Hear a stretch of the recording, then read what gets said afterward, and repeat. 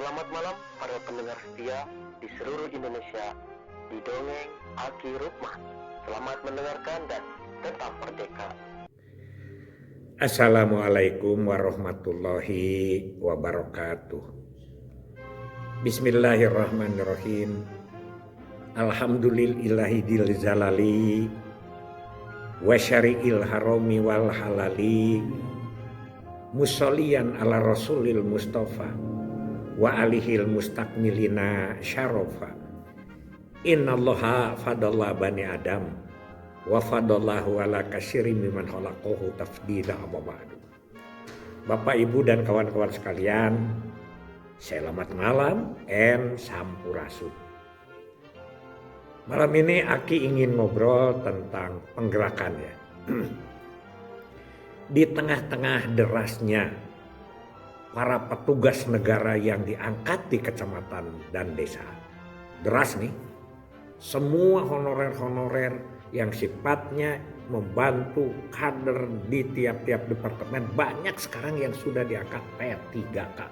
Di situ hebatnya pemerintahan siapa ya, Pak Jokowi, saya akui lah itu bahwa orang-orang yang dulu harapannya sudah lewat 35 tahun itu tidak ada harapan untuk menjadi pegawai negara, sekarang yang 57 pun masih bisa diangkat, cuman pensiunnya cuma setahun. Nah, di tengah derasnya ASN yang diangkat, baik itu penyuluh agama honorer diangkat, apalagi sudah kalau yang namanya guru honorer begitu ya, terus petugas PKH aja, PKH itu banyak saudara-saudara Aki yang diangkat ya. Itulah kira-kira, apalagi di kita juga di KB, di kesehatan, di mana di Pemda semuanya. Nah itu deras sekali dan itu banyak yang ditugaskan di kecamatan dan desa. Di samping itu tiap departemen deras lagi menumbuhkan institusi. Ada KPM, kader pembangunan manusia, wah keren itu dari Kemendes ya. Apalagi kalau yang namanya Posyandu, apalagi yang namanya KWT, kader wanita tani, kader PKK itu mah sudah. Nah di tengah-tengah derasnya itu Pak Gubernur Jawa Barat, Pak Deddy Mulyadi, itu selalu menyebut-nyebutnya dua itu. Satu PKK, kedua Pos KB. Luar biasa, ini penghormatan sebetulnya. Ya, kenapa? Karena di benak Pak Deddy, mantan bupati 2 kali di Purwakarta, itu nama Pos KB itu sudah melekat. Karena dulu itu ketika kita membentuk Pos KB pada tahun 1972, itu masih jarang. Yang namanya kader-kader dan lain sebagainya. Posyandu begitu kesininya, PKK sebelumnya, sesudah Pos KB. Jadi Pos KB itu mempunyai posisi yang bagus. Dan itu tidak hanya tahun 72 saja, tahun 80-an tetap sampai sekarang itu masih punya.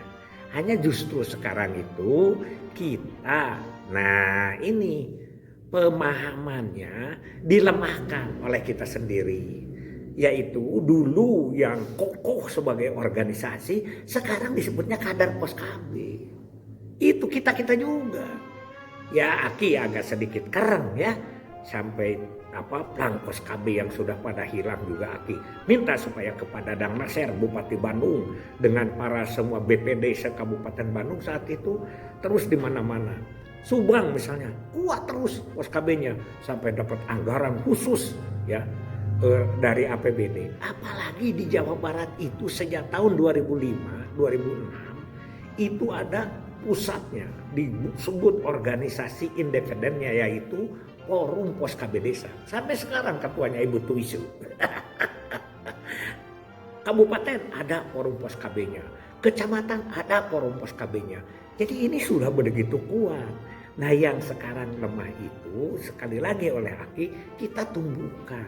Bahwa kalau Pos KB organisasi, kalau Sub Pos KB itu organisasi karena punya anggotanya aseptor. Tapi sekarang kayaknya putus. Setelah apa? Setelah distribusi kontrasepsi saluran desa semakin berkurang.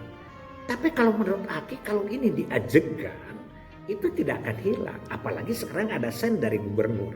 Sampai kemarin pada waktu perencanaan pembangunan dengan Kabupaten Cirebon dan mana gitulah, Pak Gubernur sampai menyebut bahwa nanti PKK dan Pos KB, nah ini dibalikkan lagi, PKK dan Pos KB itu akan diberi kejar paket. Jadi kalau Pos KB yang belum tamat SMP diberi kejar paket B, yang belum tamat SMA diberi kejar paket C. Ini kan luar biasa perhatian ini. Nah, kita sekarang perkenalkan kembali ya. Apakah kampung KB itu kemana turunnya? Itu kan kampung KB itu lanjutannya itu adalah Pos KB desa.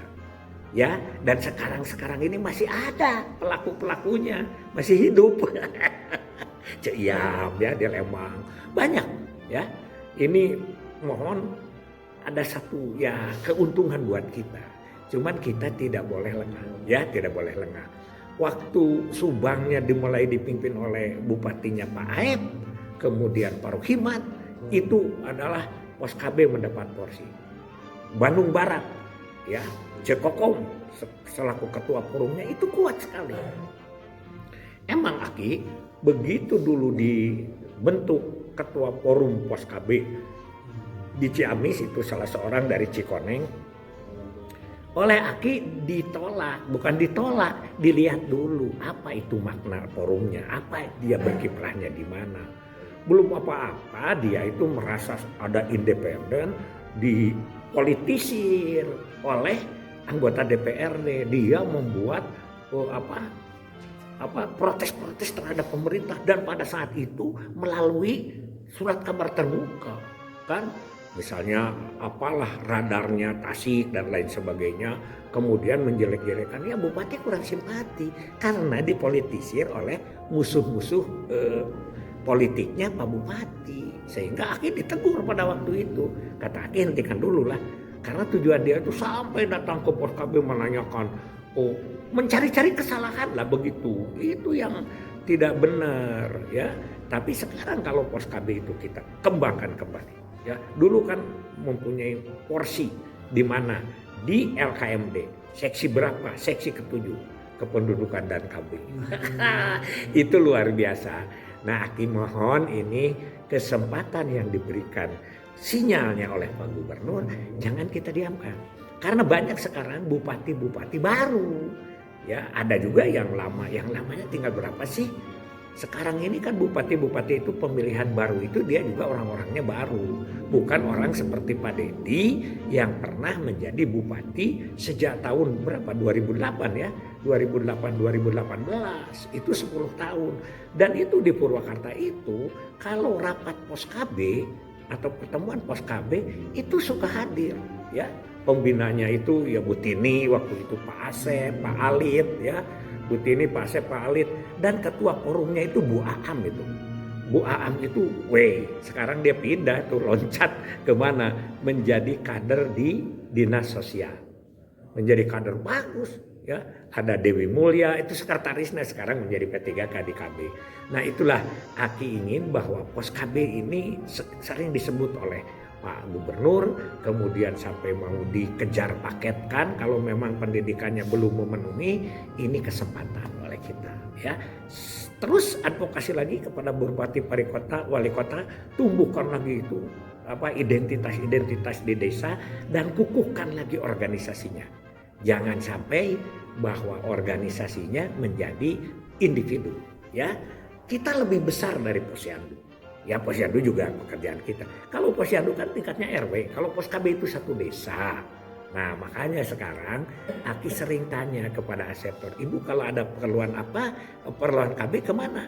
Ah sudah aja Pak ke Puskesmas, sudah aja Pak ke Bidan Desa, sudah aja Pak ke swasta. Tidak pernah lagi kalau ada keperluan KB bercerita kepada Sumpos KB atau kepada Pos KB. Itu yang ketemu sama Aki.